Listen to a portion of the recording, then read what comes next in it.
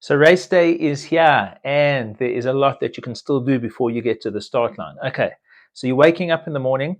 You want to be up quite a number of hours before the race start, because the first thing you need to do is obviously get dressed, have something warm to drink, get your bowels working, and focus on your pre-race meal. This is probably the most important meal of the day. It's going to set up your energy system in order to be able to maximize your ability to perform, and you really cannot ever skip a pre-race meal. What is a pre-race meal? A pre-race meal is a meal that is high in carbohydrates, can be a combination of simple and complex carbs, low in fiber, low in fat, and generally a nominal amount of protein. And this is really what you want to focus on. So it can be porridge, it can be sort of white bread, etc., especially because you want to keep the fiber out. So rather go for white than for a high fiber brown bread.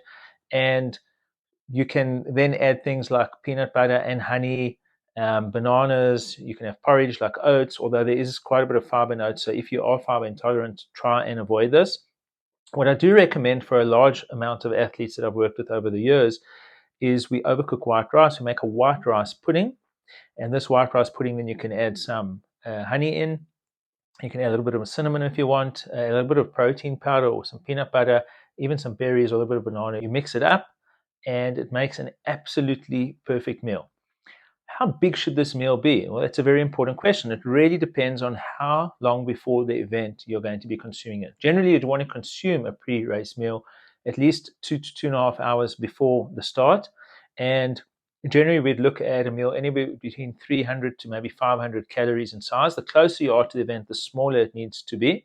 The further you away are from the start, the bigger that meal can be. You do need to allow for processing of the digestive system. You don't want to be starting with a very full stomach. Okay, over and above the meal, what else can you be focusing on? Well, you need to hydrate. So make sure that you don't overhydrate, because that can get the bladder working. And the last thing you want is a heavy bladder as well prior to the start of the race. So just make sure that you do sip on a hydration solution, whether it's water, whether it's a hypertonic solution, and just make sure that you do get in a little bit of fluid, amount that is suitable to you. So don't overdo it. And then finally, a lot of people do like to ingest caffeine prior to the onset of an event. And generally, from a performance point of view, we would recommend 1 to 3 milligrams of caffeine per kilogram of body weight. Can be a large amount. If you have not tried this in training, do not try it on race day.